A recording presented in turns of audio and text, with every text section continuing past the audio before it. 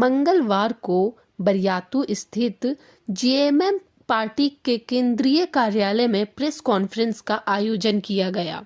Press conference को party के केंद्रीय महासचिव सह प्रवक्ता श्री सुप्रियो भट्टाचार्य ने संबोधित किया। प्रेस कॉन्फ्रेंस के जरिए उन्होंने कई ऐसी बातें बताई जो इलेक्शन कमीशन के द्वारा की गई है। उसके विरोध में उन्होंने क्या कहा, आइए हम जानते हैं। दुनिया की सबसे बड़ी लोकतंत्र, भारत का लोकतंत्र, जिन संस्थाओं पर निर्भर है, उस संस्था का निर्माण के पीछे संविधान निर्माताओं ने बहुत भरोसा किया और वर्षों तक उस भरोसे को भारत का निर्वाचन आयोग उसको पूरी तरह से निभाता है। हम लोग जानते हैं 1950 में पीपल रिप्रेजेंटेशन एक्ट बना, जब संविधान इस देश में लागू। फिर 1951 पीपल्स रिप्रेजेंटेशन एक्ट में कुछ और सुधार हुए और 1952 में पहला लोकसभा का चुनाव हुआ। देश का लोकतंत्र आज इतना मजबूत होने में जिस संस्था की सबसे महत्वपूर्ण भूमिका रही, वो election commission of India, Bharat का चुनाव आयोग। हम लोग शॉर्ट फॉर्म में उसको ईसीआई कहते हैं। ईसीआई ने ये नियम बनाया कि देश में जहां जहां चुनाव होने तो एक स्पेसिफिक समय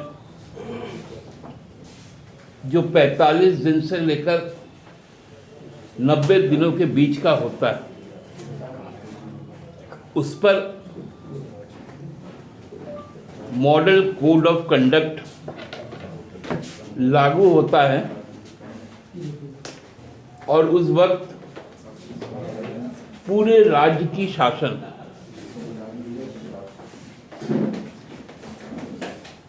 चुनाव आयोग के हाथ में चल जाता है, चाहे वो सिविल एडमिनिस्ट्रेशन रहे या पुलिस एडमिनिस्ट्रेशन रहे।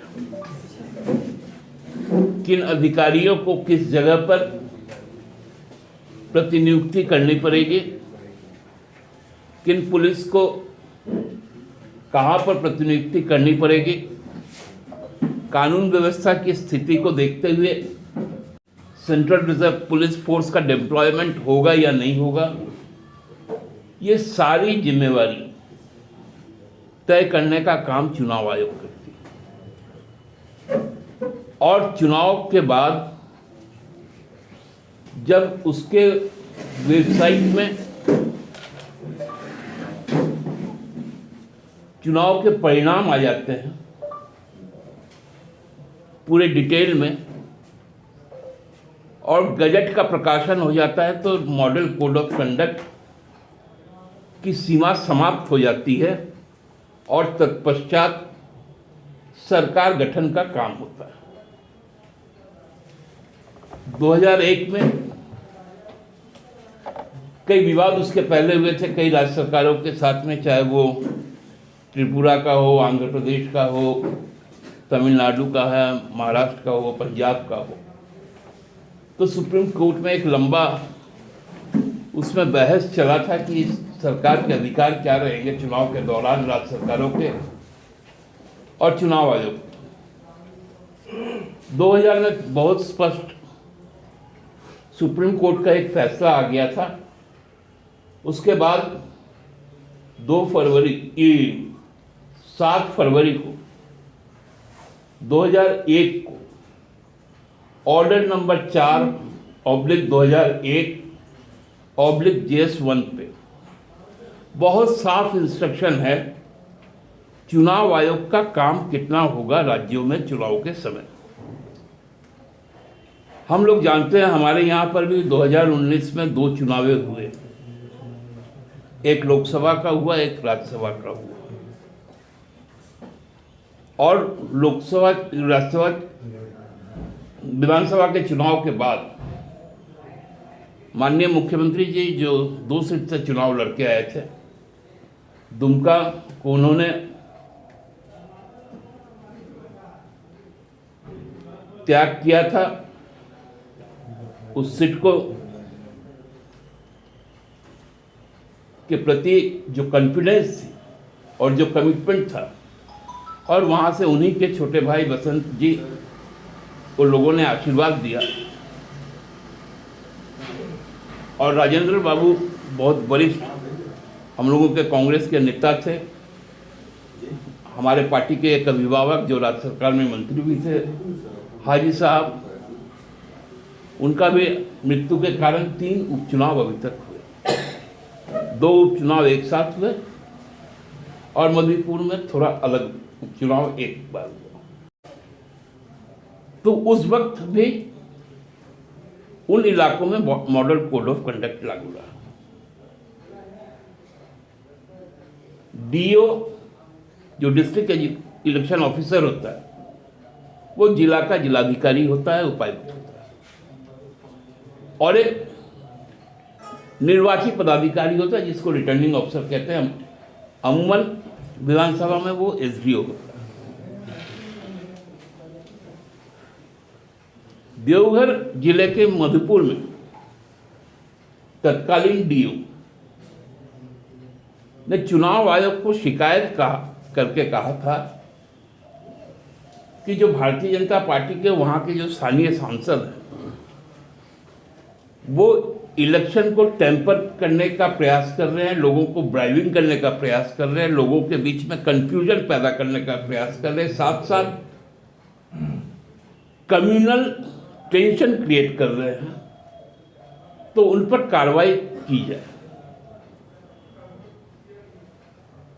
लेकिन क्या परिस्थितियां बदली कि उन्हीं को चुनाव आयोग ने चुनाव कार्य से लगभग 4-5 दिन के लिए अलग कर दिया। लेकिन जब फिर मॉडल कोड ऑफ कंडक्ट समाप्त हो गया तो उनकी प्रतिनियुक्ति होगी। हम लोगों को अब लगने लगा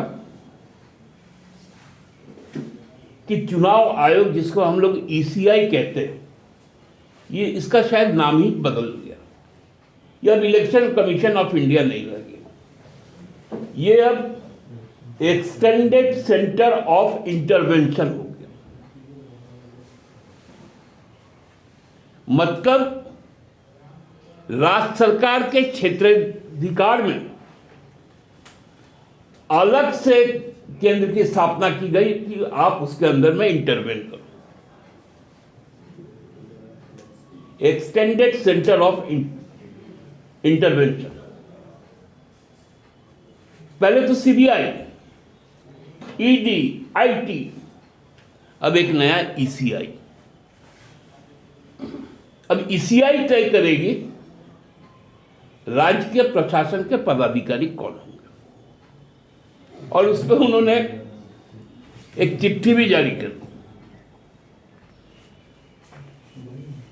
और कल हम सोशल मीडिया में देख रहे थे, आज हम अखबारों में भी देखे कि भाजपा इस पे बड़ा जश्न मना रही है। देश में तंत्र है या नहीं है, संविधान है या नहीं है? जब संविधान है, जब लोकतंत्र है, जब राज्य सरकार के जिम्मेवारियां, उनके कार्य कर्तव्य साफ अंकित है, तो चुनाव आयोग के पास ऐसा कौन सा विशेषाधिकार है कि सामान्य दिनों में वो राज्य सरकार को गाइड करे? उन्होंने कहा कि चुनाव आयोग का जो पत्र आया 7 पन्ने का, कि आपने लेट से एफआईआर किया, तो ये हम लोग सबको जानते, बच्चा जानता है कि क्राइम नेवर डाइज, अपराध कभी भी मरता नहीं, और अपराध के विषय में सूचित करने के कई प्रावधान हमने तो राज्यसभा के चुनाव में यहां पर चुनाव आयोग के स्पष्ट निर्देश पर तत्कालीन पुलिस अधिकर्ता अनुराग गुप्ता जी पर एफआईआर दर्ज करने का निर्देश दिया। मुख्य सचिव राजबाला वर्मा, पहले वो थी गृह सचिव, 3 साल तक मामला दर्ज नहीं हुआ था। 3 साल के बाद मामला दर्ज हुआ, तो क्या एफआईआर नहीं लिया जाएगा? और एफआईआर लिया जाएगा या नहीं लिया जाएगा, उसका फैसला कोर्ट करेगी या चुनाव आयोग करेगा?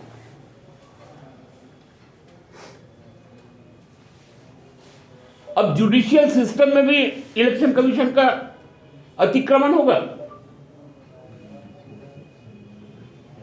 अब किस फैसले में कोर्ट को क्या फैसला देना है, वो अब चुनाव आयोग तय करेगा। 10वीं अनुसूची में हम लोगों ने इस राज्य में देखा,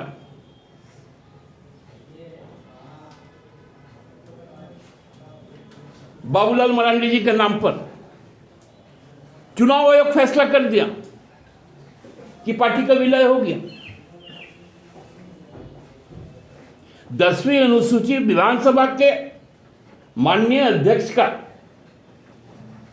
विशेषाधिकार है, उन्हीं के न्यायालय पे इसका फैसला होगा, और उस फैसले को यदि कोई नहीं मानता है तो उच्च न्यायालय जाएगा।